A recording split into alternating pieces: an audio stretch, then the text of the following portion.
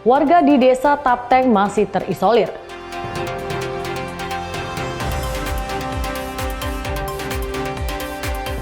Penyaluran bantuan desa terdampak.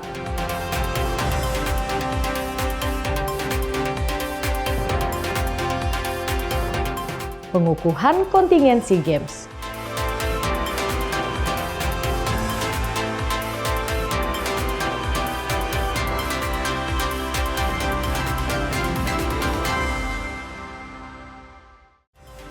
Halo, selamat pagi saudara. Kompas Pagi hari ini hadir dengan beragam informasi penting dan menarik dari Sumatera bagian utara.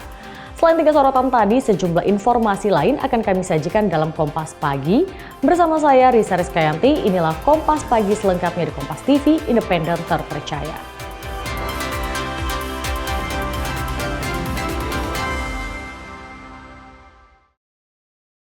10 rumah hancur, 3 orang meninggal dunia dan 2 orang masih hilang akibat bencana longsor di Desa Naga Timbul, Kecamatan Sitahuis, Kabupaten Tapanuli Tengah.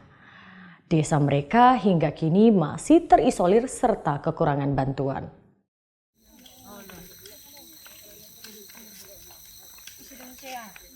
Korban bencana longsor di Kecamatan Sitahuis, Tapanuli Tengah masih terisolir. Sudah 11 hari akses jalan mereka tertutup sehingga menyebabkan penyaluran bantuan tidak menjangkau desa mereka. Akibat longsor pada Selasa siang pekan lalu, 10 rumah hancur, 3 orang meninggal dunia serta 2 orang masih hilang. Mereka membangun 2 posko untuk tempat pengungsian. Untuk memenuhi kebutuhan bahan pokok, mereka harus berjalan kaki menuju Tapanuli Utara di Kecamatan Adian Kote. Tidak hanya Desa Naga Timbul, puluhan desa di Kecamatan Sitahuis, Tapanuli Tengah masih terisolir. Puluhan korban jiwa diduga masih tertimbun, belum dievakuasi karena kurangnya peralatan. Boleh ceritakan Pak, waktu kampung kami ini sudah terisolir, kami harus menjemput bahan pangan dari Desa Pasingkaman, Tapanuli Utara, karena kebetulan daerah kami adalah perbatasan Tapanuli Tengah sama Tapanuli Utara dengan berjalan kaki sekitar 6 km, Pak. Puluhan titik longsor telah menutup akses ke Tapanuli Tengah. Proses pembersihan badan jalan juga terus dilakukan. Tidak hanya longsor, badan jalan pun banyak yang amblas. 13 hari pasca bencana yang melanda 4 desa di Kecamatan Tapanuli Selatan, Sumatera Utara, para pengungsi mulai diserang berbagai penyakit. Mulai dari infeksi saluran pernafasan akut dan gatal-gatal mendominasi penyakit pengungsi. 13 hari pasca musibah banjir bandang yang menerjang 4 desa di Kecamatan Batang Toru, Tapanuli Selatan, Sumatera Utara, warga di pengungsian mulai terserang penyakit. Seperti halnya pengungsi yang berada di posko Batu Hula ini, terdapat 1.365 pengungsi termasuk anak-anak yang kini menempati lokasi ini setelah rumah mereka hanyut tersapu banjir bandang. Kondisi pengungsian yang sesak dan terbuka membuat pengungsi terlebih anak-anak rentan terserang penyakit. Posko kesehatan yang berada di pengungsian mencatat penyakit infeksi saluran pernafasan akut, gatal-gatal dan luka pada bagian tubuh pasca banjir bandang mendominasi keluhan para pengungsi. Menurut Mayor Ari Nasir, sanitasi yang buruk pasca banjir membuat para pengungsi terlebih anak-anak lebih rentan terserang penyakit. Ya, selama kita udah 11 hari di sini, itu penanganan yang kita banyak lakukan yaitu tindakan seperti melayani sama dukungan kesehatan, dan penyakitnya yang 3 besar itu kebanyakan penyakit ispa, yaitu batuk pilek. Yang kedua itu penyakit kulit ya mungkin karena kurang higienis, karena kotor akibat dia pembersihan lumpur di rumahnya. Kemudian yang ketiga itu penyakit lecet-lecet di sekitar kulitnya itu, yaitu yang kita lakukan tindakan perawatan pada luka-luka. Kini ratusan warga dari 4 desa di wilayah Batang Toru yang terdampak musibah banjir bandang kini tinggal di posko-posko pengungsian. Pembersihan wilayah terdampak terus dilakukan dan akses yang sempat terputus kini mulai diperbaiki. Hairul Bazar, Kompas TV, Tapanuli Selatan, Sumatera Utara. Rombongan truk TNI dan ambulan yang ditumpangi tenaga medis dari Kodam Iskandar Muda dan Ikatan Dokter Indonesia atau IDI, Kabupaten Gayo Luwes tersangkut saat melewati titik longsor di jalan akses Desa Pasir, Kecamatan Trangon, Kabupaten Gayo Luwes. Saudara, di belakang saya ada rombongan truk TNI yang nyangkut di jalur akses menuju Desa Pasir. 2 truk TNI dan 1 ambulans yang ditumpangi tenaga medis dari Kodam Iskandar Muda dan Ikatan Dokter Indonesia, Kabupaten Gayo Luwes tersangkut di titik longsor di jalan akses menuju Desa Pasir, Kecamatan Trangon, Gayo Luwes. Akibatnya kendaraan relawan dari Aceh Barat yang membawa logistik untuk bantuan korban banjir yang mengikuti di belakang ikut-ikutan tertahan sekitar 1 jam. Kondisi jalan lintasan darurat pasca longsor ini semakin licin dan berlumpur setelah truk TNI ini terjebak, tak dapat lagi mundur atau maju saat didorong oleh personel TNI. Namun setelah mobil relawan yang membawa logistik untuk korban banjir diberi jalan untuk mendahului berhasil melewati, truk TNI yang sebelum terjebak berhasil ditarik keluar dari lokasi lumpur. Sebelumnya tim medis dari Kodam Iskandar Muda dan Ikatan Dokter Indonesia Gayo Luwes ini baru saja keluar dari Desa Pasir melakukan pengobatan dan penyaluran bantuan logistik kepada korban banjir dan longsor yang masih bertahan di lokasi. Sementara itu, kondisi hingga Senin malam, lampu di Banda Aceh sekitarnya masih padam. Warga kecewa dengan pernyataan Menteri Energi dan Sumber Daya Energi Bahlil Lahadalia yang menyatakan listrik Aceh 93% sudah pulih. Warga berharap pemerintah secepatnya membenahi persoalan listrik di Provinsi Aceh pasca bencana.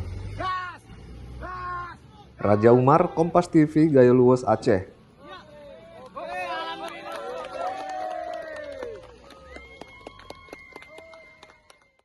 Kebahagiaan warga desa Mardami di Tapanuli Tengah tak terbendung ketika helikopter pembawa bantuan bisa mendarat di desa mereka setelah 14 hari terisolir tanpa adanya bantuan. Warga desa Mardami, Kabupaten Tapanuli Tengah bersorak-sorai ketika heli tiba di desanya. Tak sedikit warga yang menitikan air mata karena akhirnya bantuan datang ke desa mereka.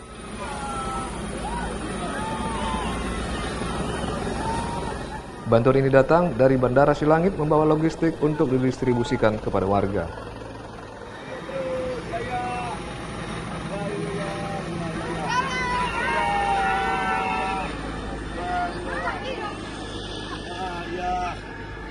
Baru mendarat. Gimana Pak? 14 hari. Baru mendarat dari setelah 14 hari. Iya, dari terima kasih kepada TNI 122 dan Kompas TV. Kami dari Kepala Desa Mardami mengucapkan terima kasih banyak. Baru 14 hari baru mendarat bantuan sama kami. Makasih Tuhan. Terima kasih Pak. Ya. Senang ya Pak? Senang kami masyarakat. Ya. Iya. 14 hari. Semoga terbantu ya. Terbantu ya. Semoga ini jalur udara, semoga jalur daratnya bisa cepat diakses biar bantuan semuanya. Bencana longsor yang terjadi di Desa Sibalanga, Kabupaten Tapanuli Utara menyebabkan 11 rumah rusak, 7 orang meninggal dunia, serta 13 orang masih dalam pencarian.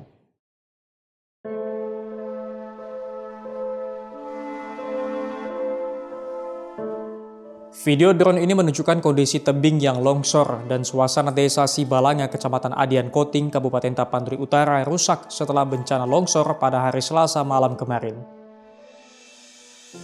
Akibatnya 11 rumah hancur tertimpa timbunan longsor dan 7 orang meninggal dunia serta 13 orang masih dalam pencarian. Tim gabungan baru dapat mencapai desa tersebut pada Jumat kemarin akibat banyaknya titik longsor. Hari pertama proses pencarian, tim gabungan berhasil mengevakuasi 2 jenazah. Dari catatan kepolisian daerah Sumatera Utara hingga 30 November tercatat korban meninggal dunia akibat bencana banjir longsor di Sumut mencapai 176 jiwa dan 160 orang lainnya masih dalam pencarian. Fokus penanganan saat ini masih membuka akses wilayah yang terisolir. Roganda Malau, Kompas TV, Tapanuli Utara, Sumatera Utara.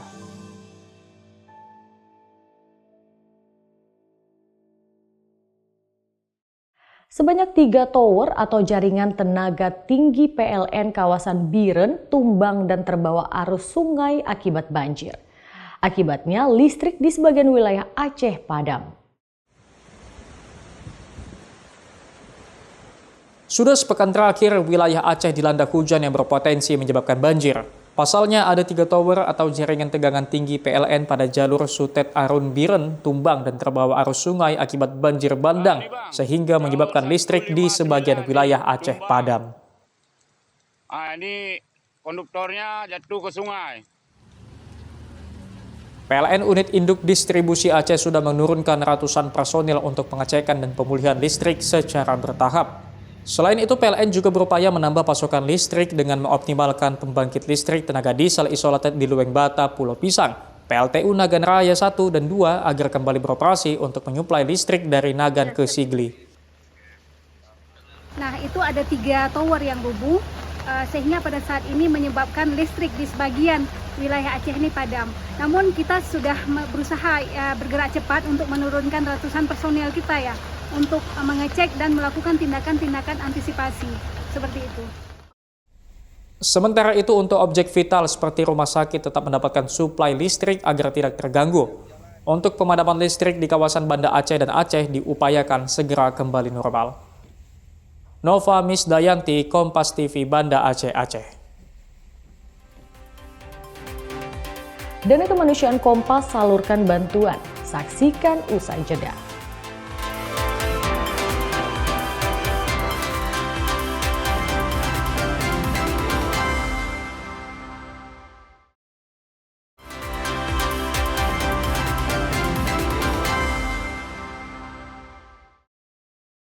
Masih bersama saya Risa Rizkyanti dalam Kompas Pagi. Tim Dana Kemanusiaan Kompas melalui Forum Komunikasi Daerah Kompas Gramedia Grup Medan terjebak banjir saat salurkan bantuan ke desa paling parah terdampak banjir. Usai menyalurkan ratusan paket bantuan berupa sembako, selimut, makanan siap saji hingga pakaian bagi korban bencana banjir Sumur Aceh, tepatnya di Desa Lama, Kecamatan Pangkalan Berandan, Kabupaten Langkat, bantuan kemudian disalurkan ke beberapa titik terdampak lainnya.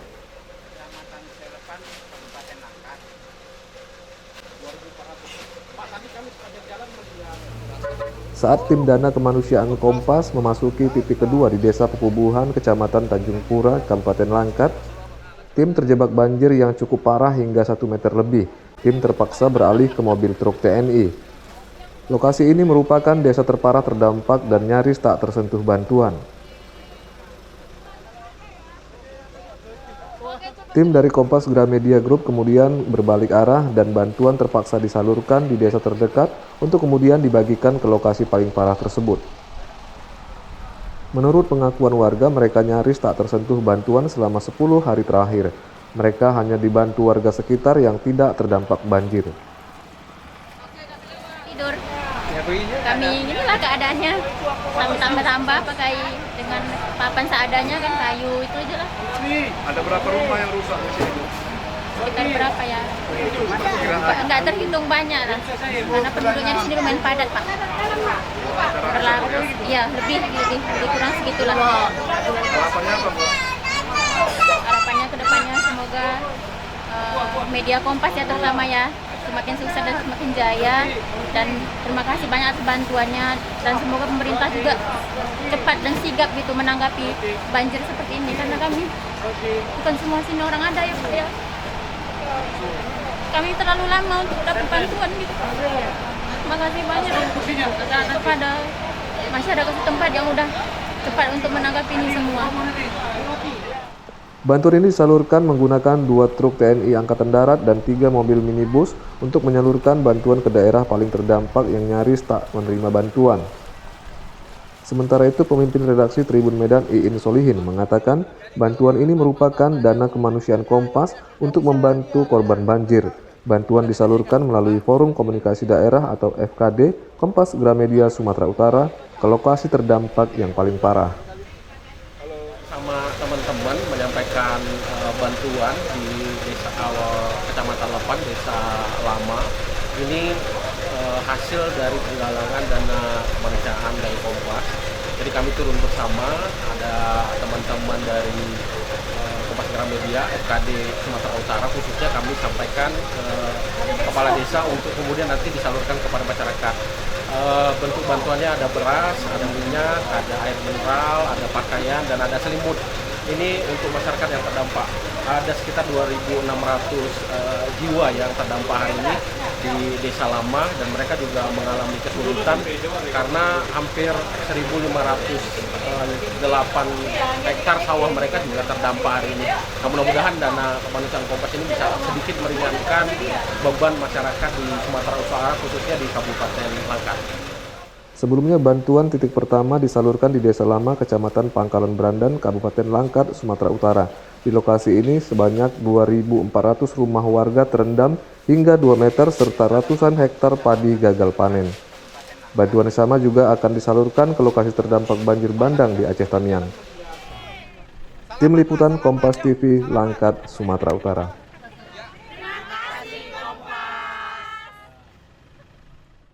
Antrian panjang masih terjadi di setiap SPBU Kabupaten Toba dan Tapanuli Utara. Pertamina mengaku stok tersedia, namun hingga kini krisis BBM belum bisa dituntaskan. Pertamina dinilai belum mampu mengatasi krisis BBM semenjak terjadinya bencana longsor dan banjir yang melanda Sumatera Utara. Kelangkaan BBM masih terjadi di Kabupaten Tapanuli Utara dan Kabupaten Toba. Antrian panjang masih terjadi di setiap SPBU. Kegiatan masyarakat terhambat. Begitu juga dengan proses penanggulangan bencana di Tapanuli Utara. Pantauan tim Liputan Kompas TV, Minggu siang di SPBU Laguboti, Kabupaten Toba, antrian panjang menyebabkan kemacetan lalu lintas sepanjang 2 km. Kemacetan terjadi di jalan lintas Sumatera baik dari arah Kota Medan menuju Tarutung, begitu juga sebaliknya. Padahal akses jalan dari Kota Medan menuju Tapanuli Utara tidak terhalang longsor.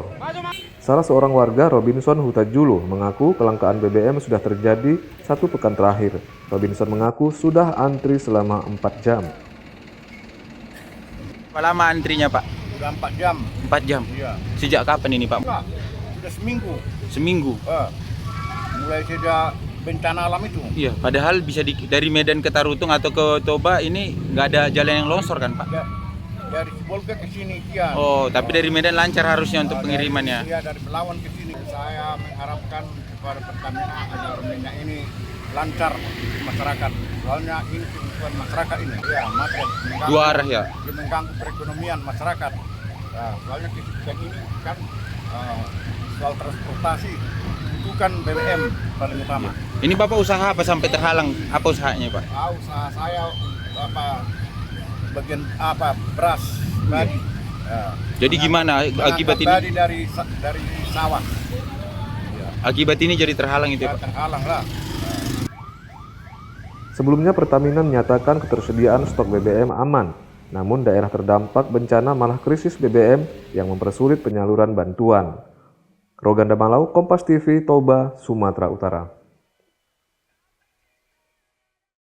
Khawatir dengan kondisi orang tua di kota Sibolga yang masih terisolir, Septiana Huta Barat nekat berjalan kaki dari kota Tarutung, melewati lumpur dan hutan selama 3 hari. Pasca bencana longsor dan banjir di Sumatera Utara, akses jalan masih terputus. Jalur komunikasi yang sangat terbatas membawa ratusan warga harus melewati medan curam berlumpur dari Tarutung ke Sibolga untuk segera bertemu keluarga. Warga Tarutung Septiana Huta Barat bersama puluhan pejalan lainnya melewati lumpur, mendaki bukit untuk segera berjumpa dengan keluarga. Hari Kamis pagi 26 November, Septiana berangkat dari Tarutung berbekal makanan seadanya. Terkadang mendapat makan saat melintas desa dan mendapat tumpangan untuk singgah bermalam. Terkadang menahan lapar sebelum tiba di desa berikutnya. Sebelum tiba di Sibolga, Septiana berjumpa dengan adiknya Desinta Huta Barat yang juga berjalan kaki dari Sibolga menuju Tarutung. Adiknya memastikan kedua orang tua dan abang mereka aman di rumah. Adiknya sudah menyiapkan stok makanan untuk persediaan beberapa hari. Mereka berdua akhirnya memutuskan melanjutkan perjalanan kembali ke Tarutung. 3 hari melewati hutan dan longsor, Minggu siang tadi mereka tiba di Kecamatan Adian Koting dengan tubuh kelelahan. Perjalanan dari hutan lah supaya cepat kan, kalau kayak gini kan hari pertama kami jalan udah lumayan ini, kemarin parah kali, gak tahu kayak mana, mau menangis dibilang gak bisa kita menangis. Oh iya. Jalan lah kami dari rimba-rimba ini kayak gila kami jalan menuju hulu, bukit lagi, Kita terus pulang pun begitu, balik ke sini pun begitu. Nginaplah kami di tempat orang, dikasihlah makan, dikasihlah baju. Gitulah Pak perjalanannya. Jadi hitungan dari Kamis sampai ini hari Minggu kan, udah berapa hari? Kamis, Jumat, Sabtu, Minggu, 4 hari lah di perjalanan. Ke Sibolga awalnya dari Tarutung mau jumpai siapa itu? Orang tua. Orang tua. Iya, tadinya mau aku jemput, tapi aku berpikir nggak mungkin kejemput mamaku, dia udah pasang pen, udah kuliah keadaan jalan kaki, kita saja yang kita sanggup-sanggupinnya berjalan kan, apalagi dia mana dia sanggup lagi jalan karena udah pen punggungnya itu.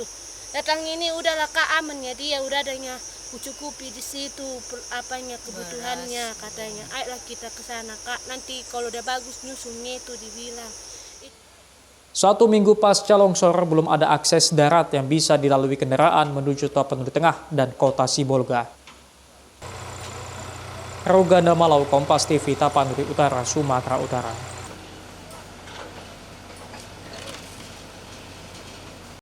Petugas bersama warga membangun jembatan darurat penghubung Kabupaten Tapanuli Selatan dan Tapanuli Tengah.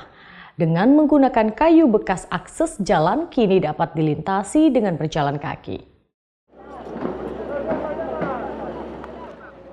Pembangunan jembatan ini dilakukan petugas dan warga. Mereka bahu-membahu membuat jembatan darurat penghubung jalan Kabupaten Tapanuli Selatan dan Tapanuli Utara. Jembatan ini sempat terputus akibat diterjang banjir bandang yang terjadi Selasa lalu. Walau dengan memanfaatkan kayu sisa banjir, kini akses kedua kabupaten bisa dilalui pejalan kaki.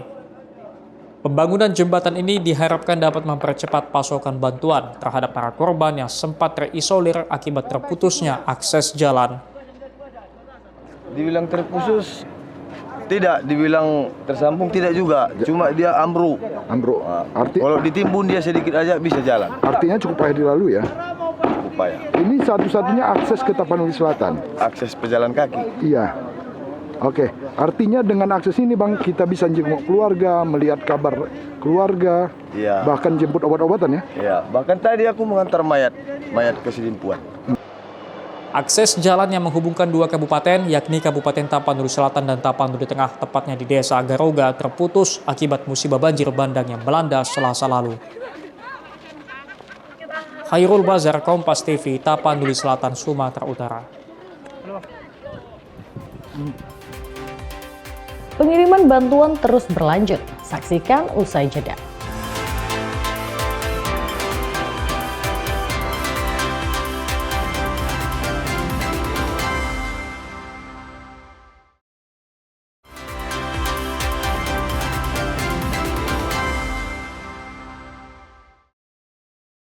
Masih bersama saya Risa Rizkyanti dalam Kompas Pagi. Banyaknya lokasi terisolir mengharuskan bantuan korban bencana Aceh Tamiang mengandalkan pengiriman lewat jalur udara. Jurnalis Kompas TV Ferry Irawan berkesempatan ikut dalam pengiriman bantuan. Saudara, saat ini saya berada di Bandara Internasional Kuala Namu yang ada di Kabupaten Deli Serdang, Sumatera Utara. Dan di belakang saya merupakan helikopter milik Kepolisian Negara Republik Indonesia yang hari ini rencananya akan kembali mengirimkan bantuan ke Kabupaten Aceh Tamiang, Provinsi Aceh. Dan saya diizinkan untuk ikut dalam proses pengiriman bantuan yang hari ini menargetkan daerah-daerah terisolir yang memang sejak kemarin sampai dengan hari ini masih minim sekali bantuan sampai di sana. Butuh waktu tempuh sekitar 30 menit untuk membawa bantuan dengan menggunakan helikopter AW169 milik Direktorat Polisi Udara Karpol Airut Barharkam Polri. Sejumlah bantuan berupa mie instan, air mineral, pakaian hingga obat-obatan setiap harinya dikirim dari posko di Bandara Kuala Namu menuju titik-titik yang sudah ditetapkan di kawasan Aceh Tamiang. Pengiriman bantuan melalui jalur udara menjadi salah satu yang cukup diandalkan karena dapat menjangkau kawasan-kawasan terisolir. Setidaknya setiap hari 2 helikopter terbang sekaligus menuju Aceh Tamiang dengan sasaran penyaluran bantuan terpisah. Yakni 1 helikopter mengirimkan bantuan ke posko di kantor Bupati Aceh Tamiang dan 1 helikopter lagi mengantar bantuan ke perkampungan yang masih terisolir. Proses pengiriman bantuan sendiri dilakukan dengan waktu yang singkat dengan menggunakan 2 opsi. Jika kondisi medan memungkinkan, maka helikopter akan mendarat dan bantuan akan diturunkan untuk diserahkan langsung. Namun jika medannya tidak memungkinkan, maka helikopter akan terbang rendah. Proses pengiriman bantuan lewat jalur udara sendiri juga memiliki kendala yang cukup berisiko. Cuaca yang tiba-tiba berubah menjadi tantangan tersendiri bagi tim pengirim bantuan. Jika mendadak terhalang hujan, maka pilot helikopter dituntut untuk segera mungkin merubah arah untuk menghindari hujan seperti yang siang tadi terjadi. Kapos Ajustama Ops Polri di Sumut, Komisaris Besar Polisi Monang Simanjuntak bilang pihaknya mendahulukan makanan siap saji karena saat ini makanan siap saji termasuk yang paling dibutuhkan. Selain sekedar mengantarkan bantuan ke titik yang sudah ditentukan, tim pengirim bantuan melalui helikopter juga sekaligus memetakan titik-titik kawasan Aceh Tamiang yang belum tersentuh bantuan maupun titik yang terisolir. Di wilayah kantor Polres Tamiang maupun di kantor Bupati, serta di lokasi lain yang kita pantau, kita dapat info situasinya sulit terjangkau, namun situasi dapat kita amankan untuk mendropping kepada masyarakat yang membutuhkan. Sehingga maksimal loading ke heli itu sendiri kita upayakan jam 7, jam 8 pagi sudah siap, sehingga jam 9 kita harapkan pagi-pagi itu sudah menuju ke lokasi masing-masing. Pak, ada kendala mungkin dari sisi cuaca begitu, Pak? Nah itu, cuaca ini memang bulannya sering turun hujan, kemungkinan ada perubahan. Seperti pagi ini kita alami, rencana kita jam 7, jam 8 sudah berangkat, namun agak tertunda karena barusan hujan turun. Kemudian juga kita antisipasi terutama penerbangan sore, yang kita jadwalkan full dari pagi sampai sore, kita utamakan sebelum jam 4 ataupun jam 3, paling lain kita sudah terbang, kemudian jam 4 kita upayakan sudah balik kanan ke Kuala Namu, Medan ini supaya mengantisipasi cuaca gelap maupun hujan. Saudara, proses pengiriman bantuan baru saja selesai dilakukan dan jika memungkinkan pengiriman bantuan ke Kabupaten Aceh Tamiang ini akan dilakukan 2-3 kali dalam setiap harinya. Namun tadi memang sempat terkendala cuaca yang tiba-tiba berubah hujan sehingga sempat terjadi kendala dalam proses pengiriman bantuan untuk saudara-saudara kita yang ada di Kabupaten Aceh Tamiang, Provinsi Aceh. Pasca beredar video masyarakat di Tapanuli Tengah dan Sibolga melakukan penjarahan di toko-toko, pemerintah provinsi berupaya semaksimal mungkin agar langsung sampai ke desa-desa. Inilah video yang beredar di media sosial. Ratusan warga terlihat membongkar sejumlah minimarket serta mengambil barang-barang yang ada di dalamnya. Dalam narasi di video, lokasi disebutkan berada di Kecamatan Pandan, Kabupaten Tapanuli Tengah, dan Kota Sibolga. Di narasi juga dijelaskan penjarahan dilakukan karena belum dapatnya bantuan oleh pemerintah terhadap korban bencana longsor. Menanggapi hal tersebut, Wakil Gubernur Sumatera Utara Haji Surya mengatakan semoga peristiwa itu tidak terjadi lagi. Bantuan logistik untuk korban bencana longsor dan banjir bandang disebutkan cukup banyak. Namun, pendistribusian ke lokasi terdampak bencana masih terkendala, mengingat akses ke lokasi masih tertutup material longsor. Surya juga menambahkan, tim pengangkut bantuan harus memutar jauh melalui Aceh agar pendistribusian bisa dilakukan. Maka kita dari Sumatera Utara itu mengambil jalur arah ke Subuh Salam, ya. Dan sekarang kalau nggak salah menurut informasi sudah arah ke Sorkam, ya. Jadi kalau dari yang normal udah nggak bisa. Itu. Hingga hari Minggu kemarin, bantuan logistik makanan telah diberikan pada korban di lokasi bencana. Bantuan tersebut langsung di-dropping dari udara menggunakan helikopter. Dedi Rizky Ginting, Kompas TV, Medan, Sumatera Utara. Nelayan di Provinsi Aceh masih banyak yang belum terdaftar sebagai peserta BPJS Ketenagakerjaan. Faktor biaya menjadi kendala utama, sehingga nelayan berharap pemerintah memberikan subsidi. Berdasarkan data Yayasan Panglima Laut Aceh, belum seluruhnya nelayan memiliki fasilitas program BPJS Ketenagakerjaan. Selama ini nelayan khususnya daerah Aceh Besar dan Banda Aceh yang mengikuti program BPJS Ketenagakerjaan secara mandiri, yaitu membayar premi senilai Rp16.800 per orang. Teruntuk anak buah kapal, biasanya mereka didaftarkan oleh pemilik kapal ataupun pemodal. Saya melihat banyak yang pribadi, jadi masing-masing nelayan itu ada iuran yang dibayarkan setiap bulan, ada juga dengan sistem kita ada toki bangku yang menjamin ya membayar bulanan, memotong, karena ini nelayan kita ini kan bergantung pada musim, pada alam ya. Jadi melaut itu kalau sudah musim angin biasanya kita nggak ada pilihan selain melaut. Jadi kadang ada musibah juga. Jadi dengan adanya BPJS ini akan sangat membantu sekali. Rumah nelayan kita kadang-kadang hanyut dan sebagainya. Dan itu sekarang sudah berjalan. Faktor biaya menjadi kendala utama nelayan belum terdaftar di BPJS Ketenagakerjaan. Nelayan berharap adanya subsidi dari pemerintah setempat untuk pembiayaan BPJS Ketenagakerjaan. Nggak ada. Dia kalau di keluarga, di kampung ada. Dari Kesman kita uruskan, itu ada. Kayak gini ceritanya. Kita ini nelayani kalau kelompok toki ini, kelompok toki lah kita bilang kan. Kalau dapat bantuan dari toki itulah ada. Kalau enggak itu enggak ada. Jaminan dari toki ada musibah ada orang meninggal lah. Itu ada yang toki yang bawa pulang mayat ke kampung dikasihkan toki untuk kayak gitulah. Berapa kemampuan toki yang ngasih nanti untuk kita kan, yang musibah nih kan. Bagi nelayan yang telah terdaftar sebagai peserta akan memiliki banyak manfaat, mulai dari perlindungan kecelakaan kerja, santunan kematian, hingga jaminan hari tua. Nova Misdayanti, Kompas TV, Banda Aceh, Aceh. Kejaksaan Tinggi Sumatera Utara kembali menerima uang 113 miliar rupiah dari PT Nusa Propertindo dalam kasus dugaan korupsi penjualan aset PTPN 1 Regional 1. Dalam kasus ini, Kejaksaan Tinggi Sumatera Utara telah menetapkan 4 tersangka. Uang dengan nilai lebih dari 113 miliar rupiah diserahkan PT Nusa 2 Propertindo, anak perusahaan PTPN yang menjalin kerjasama operasional dengan PT Ciputra Land dalam pembangunan kawasan pemukiman. Kejaksaan Tinggi Sumatera Utara sebelumnya pada tanggal 22 Oktober lalu telah menerima pengembalian dana kerugian negara sebesar 150 miliar rupiah. Dengan pengembalian ini, seluruh kerugian negara dalam kasus korupsi penjualan aset PTPN 1 Regional 1 telah dikembalikan.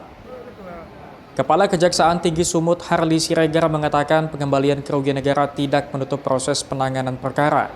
Pihaknya terus melengkapi pemberkasan para tersangka untuk disidangkan. Akibat tindak pidana korupsi pada perkara penjualan aset dimaksud, ya, sebagaimana sedang kita tangani, seluruhnya telah dikembalikan ya, oleh pelaku pidana kepada negara melalui penyidik Kejaksaan Tinggi Sumatera Utara.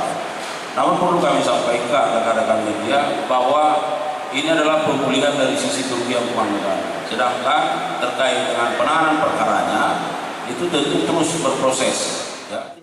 Kasus dugaan korupsi penjualan aset PTPN 1 Regional 1, Kejaksaan Tinggi Sumatera Utara telah menetapkan 4 tersangka. 2 diantaranya mantan Kepala BPN Sumut dan mantan Kepala BPN Kabupaten Deli Serdang. Roganda Malau, Kompas TV, Medan, Sumatera Utara.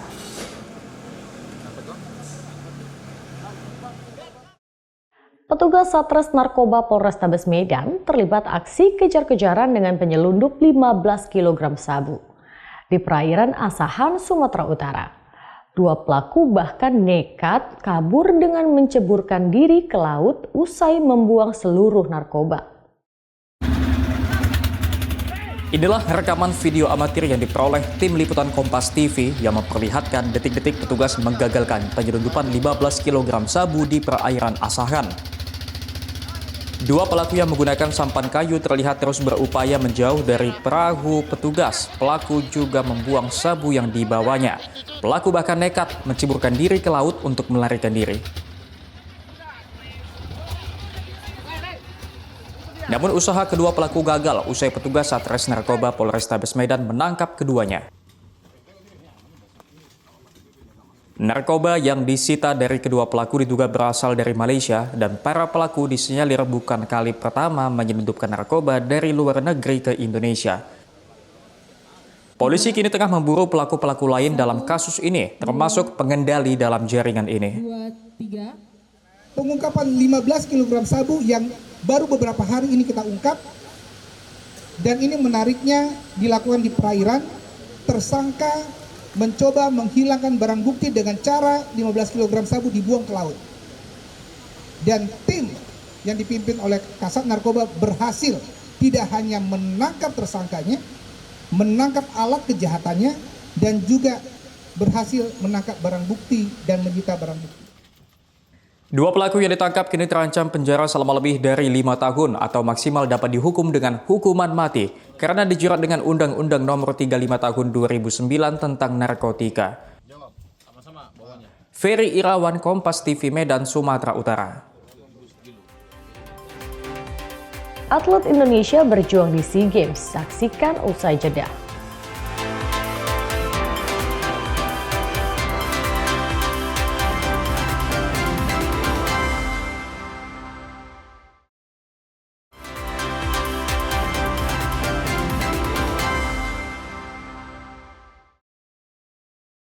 Seribu lebih atlet Indonesia yang akan berjuang di SEA Games 2025 resmi dikukuhkan Presiden NOC Indonesia, Raja Septa Oktohari, Jumat siang di Jakarta.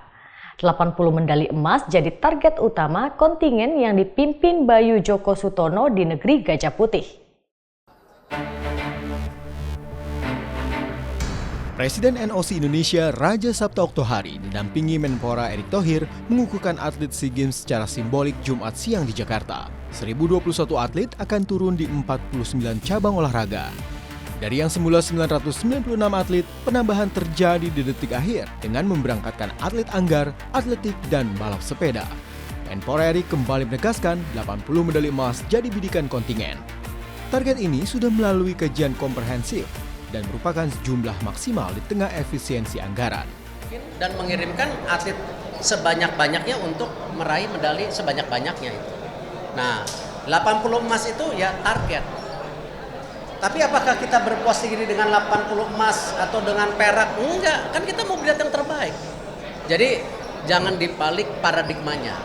Justru kita memberikan yang terbaik, kita berbuat yang terbaik untuk mendapatkan angka yang terbaik. Kalau untuk target saya optimis untuk mendapatkan medali emas. Persiapan untuk kami MMA itu sudah 1 tahun.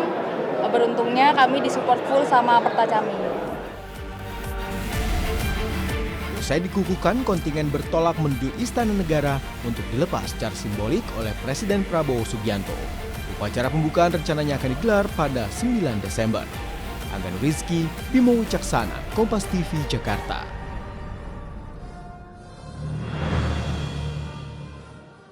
Kalahkan EVOS Holy di babak grand final, tim Dewa United Osiris keluar sebagai kampion Liga Ekspor Nasional 2025. Digelar di Balairung Universitas Indonesia, Dewa United yang harus melalui jalur lower bracket menantang EVOS Holy di babak grand final turnamen yang berhadiah 2,1 miliar rupiah. Kejutan pun terjadi di partai pamungkas pada event yang digagas PBI Sport Indonesia dan Garudaku ini. Pada pertandingan berformat best of 5, EVOS lebih diunggulkan mampu menang di game pertama. Namun anak Dewa bangkit. Usai samakan angka di game ketiga, Dewa memainkan hero gold lane bertipe di match untuk mendominasi sejak awal. Strategi berjalan sesuai rencana. Savage dari Muhammad Iqbal membawa Dewa menang 3-1.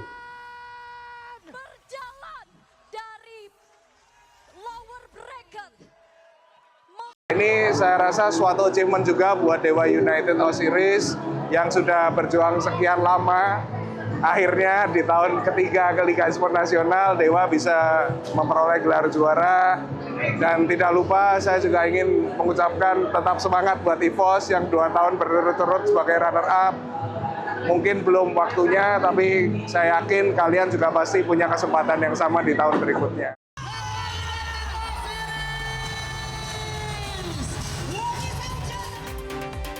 Warga di Desa Tapteng masih terisolir.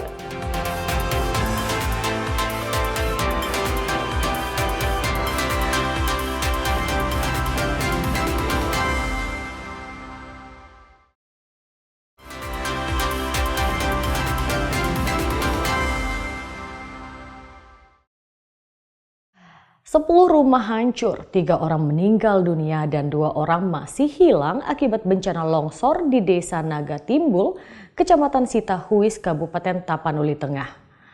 Desa mereka hingga kini masih terisolir serta kekurangan bantuan.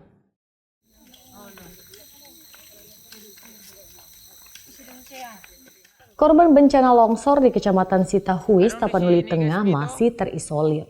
Sudah 11 hari akses jalan mereka tertutup sehingga menyebabkan penyaluran bantuan tidak menjangkau desa mereka. Akibat longsor pada Selasa siang pekan lalu, 10 rumah hancur, 3 orang meninggal dunia serta 2 orang masih hilang. Mereka membangun 2 posko untuk tempat pengungsian. Untuk memenuhi kebutuhan bahan pokok, mereka harus berjalan kaki menuju Tapanuli Utara di Kecamatan Adian Kote.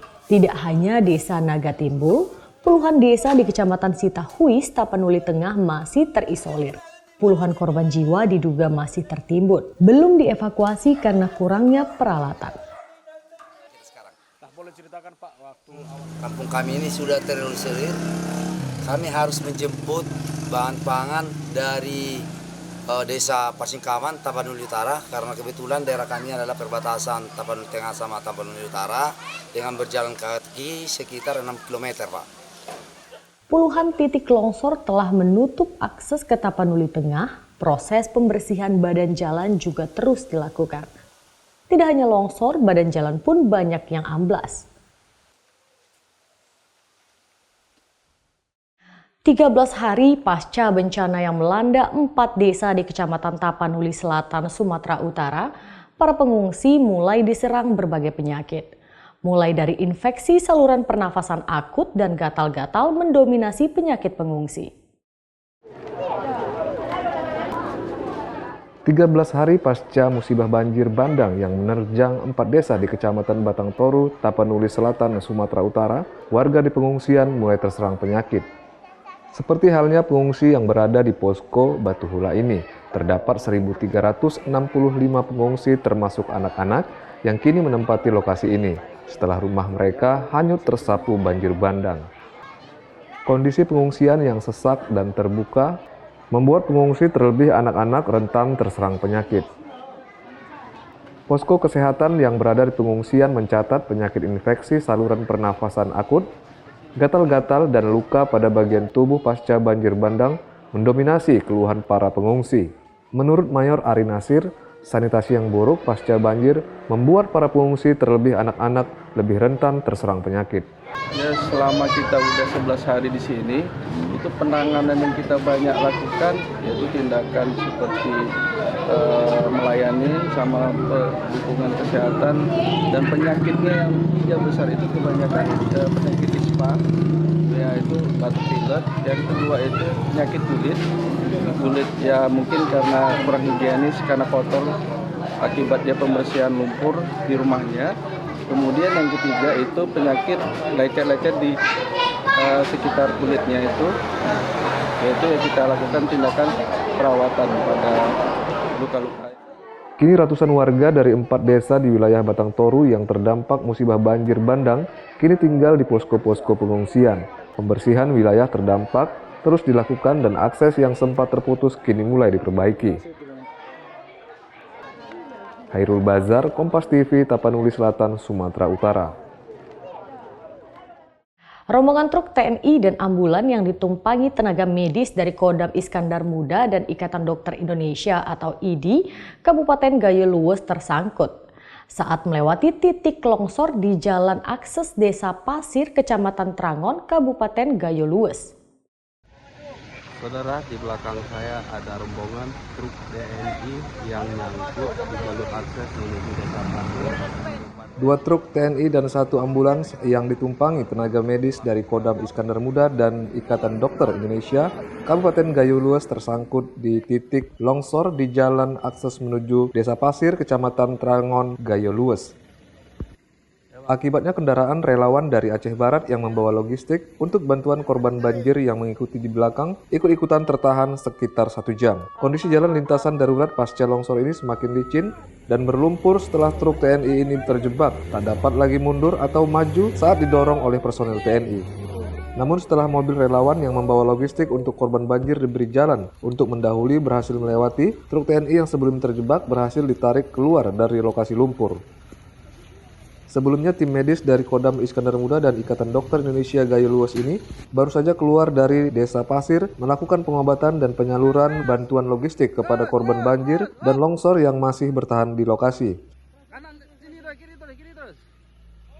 Sementara itu, kondisi hingga Senin malam, lampu di Banda Aceh sekitarnya masih padam. Warga kecewa dengan pernyataan Menteri Energi dan Sumber Daya Energi Bahlil Lahadalia yang menyatakan listrik Aceh 93% sudah pulih. Warga berharap pemerintah secepatnya membenahi persoalan listrik di Provinsi Aceh pasca bencana. Raja Umar, Kompas TV, Gayo Luas, Aceh.